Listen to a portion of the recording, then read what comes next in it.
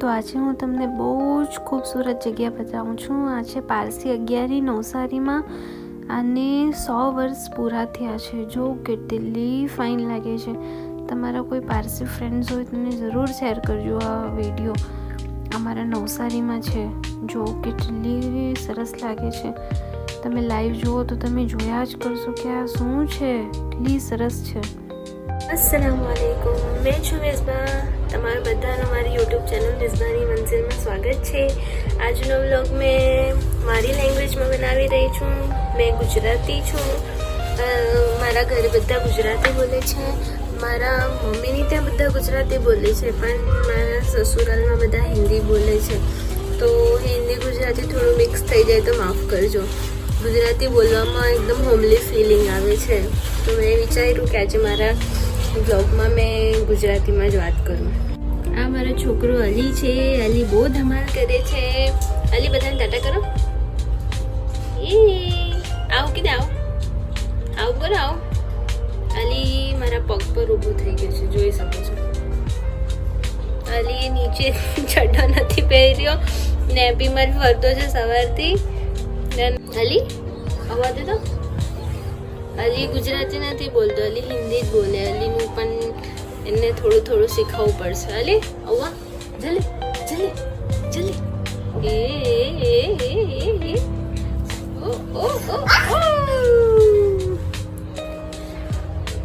બહુ ધમાલ કરે છે અલી. એનું ખાવાનું પણ નથી ખાતો જરા પણ. બહુ ધમાલ છે એની. અલી आओ के दो बताना. आओ क्या खाता है अली? सबको खिला दो, फोन में खिला दो सबको.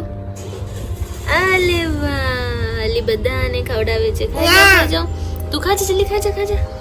અરે વાહ. તો અમે અલીને હમણાં ખવડાવી દઉં, પછી તમને બધાને પાછી અપડેટ આપું છું. કેટલી વાર માટે તમે રાહ જુઓ. યાર, મેં તમને લોકોને એક વાત શેર કરવા માંગુ છું. મારું હમણાં એટલું બધું વેટ ગેઇન થઈ ગયું છે. બધું ટમી બહાર આવી ગયું છે. તો મેં ડાયટિંગ કરવાનું વિચારું છું, પણ મારાથી થતી જ નથી. અને એમાં સ્વીટ તો મેં છોડી જ નથી શકતી. સ્વીટ તો મને રાતના અડધી રાતે બી ઉઠીને એવી ક્રેવિંગ થાય સ્વીટની. તો ડાયટિંગ તો મારું કામ જ નથી. સાચું કહું, મેં ભૂખી જ નથી રહી શકતી. મેં એટલો બધો નાસ્તો પણ ઘરમાં લાવીને મૂક્યો છે. મારા રૂમમાં જ તમને બતાવું, એટલા બધા પેકેટ્સ છે વેફરના, આના તેના. તમને બધાને ખબર છે પેલું સોનમ આવે છે, આ સ્ટીક મળે છે, પેલા ચીઝ બોલ આવે છે, પછી આલુ સેવ, એવું બધું બહુ ખાવાનું જોઈતું છે મને. મેં તમને બતાવું બરો. જો આ બધું તમે જોઈ શકો છો. મારો આ બધો નાસ્તો છે. આપણે ખબર સ્કૂલ ટાઈમમાં આવું ખાતા હતા, સોનમ. યાદ છે તમને બધાને? પછી આ કંઈક નવું હતું, તો મારા ત્યાં દુકાનવાળા કાકાએ કીધું કે આ લઈ જા, આપણા ચીઝ બોલ. બધાને યાદ હોય તો મને જરૂર કહેજો. આ લિટલ હાર્ટ્સ, આમાં તો બસ ખાલી 4 આવે, વધારે નહીં આવે. આ સ્ટિક્સ છે, પછી આ બિસ્કિટ્સ છે, સેવ મમરા છે. આ બી કંઈક નવું છે. આ બી સ્ટિક્સ છે, બાલાજીના નૂડલ્સ છે. એટલો બધો નાસ્તો છે. અને બીજી પણ એક બેગ ભરેલી છે. આવું બધું ખાઈને તો જરા પણ વેટ આપણું ઉતરવાનું નામ લેવાનું નથી. તો આ બધું મેં રાતના ખાઈને પછી મેં અલીને સુવડાવી દઉં. પછી મેં મારું મી ટાઈમ લઉં છું, ફોન વાપરું છું, રીલ્સ જોઉં છું, થોડું એડિટિંગ કરી લઉં છું. તો ત્યારે મને બહુ ભૂખ લાગે છે પાછી. ત્યારે મેં પછી આવું બધું ખાઈ લઉં છું. તમારી પાસે કોઈ આઈડિયા હોય વેટ લૂઝ કરવાની ઇઝી ટ્રીક હોય તો પ્લીઝ તમે મને શેર જરૂર કરજો. હમણાં બધાએ મને કીધું છે કે બહુ બોડી બની ગઈ છે. તમને ખબર છે, હું ખાલી 48 kgs મારું વેટ હતું મેરેજ પહેલાં. અને પ્રેગ્નન્સી ટાઈમ પર મારું લાસ્ટ વેટ હતું 64. પછી પાછું ડાઉન થઈ ગયું હતું 52 સુધી. હવે તો મને વેટ ચેક કરાવવાની પણ એટલી બધી બીક લાગે છે. કેટલું બધું વેટ થઈ ગયું હશે. આ બધો નાસ્તો જોઈ શકો છો તમે. એના વગર તો મને નહીં ચાલતું. તો હવે ચાલ્યા કરે, કોઈનાથી નહીં, ક્રેવિંગ્સ કંટ્રોલ નહીં થાય મારાથી. મેં એક દિવસ કાલે મેં શું કર્યું કે મેં સ્વીટ નહીં ખાધું, મેં ખાંડવાળી વસ્તુ, શુગરવાળી વસ્તુ એક દિવસ અવોઇડ કર્યું. તો મારી તો તબિયત ખરાબ થઈ ગઈ, મારું માથું જો દુખે. મેં ચા, ખાંડ વગરની ચા જરા બી નહીં પી શકું, એટલી બધી મને ક્રેવિંગ આવે. અને ચા તો મને 2 ટાઈમ જોઈએ.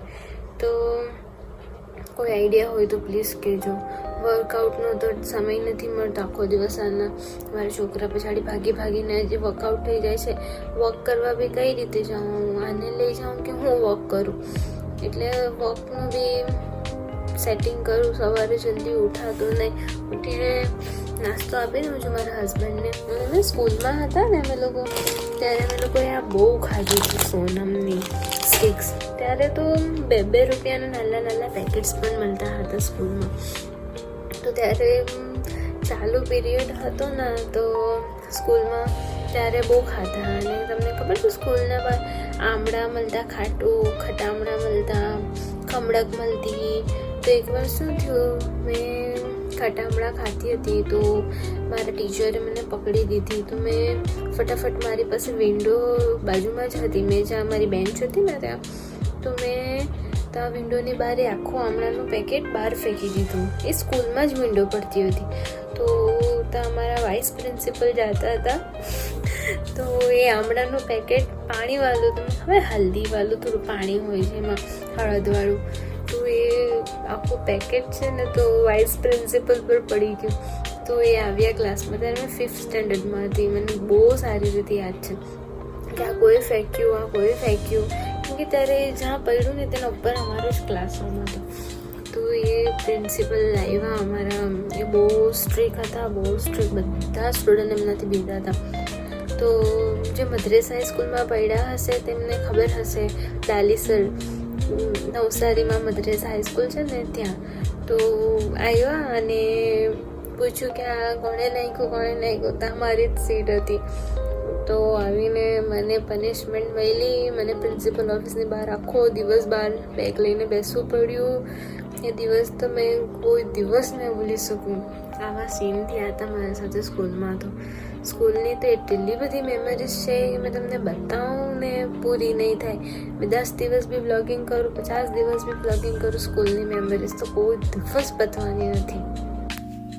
અલી બહાર એના દાદા સાથે રાઉન્ડ મારવા ગયો હતો. તો મેં અને મારા હસબન્ડ રાઉન્ડ મારવા બહાર આવી ગયા હતા.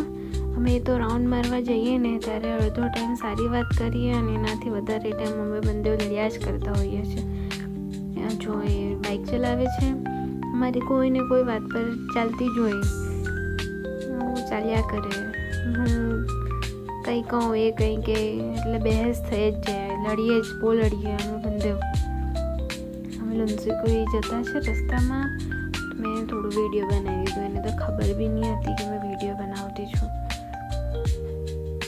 પછી એમને જોયું કે વિડીયો ચાલુ કર્યો છે, એમને ખબર છે કે મેં યુટ્યુબ કરું છું, પણ મેં એમને મારા વિડીયો બતાવવામાં મને બહુ શરમ આવે. અમે લોકો ફરતા હતા, અલીની હતો તો શાંતિથી થોડું વિડીયો બનાવવાનો મને સમય મળી ગયો છે.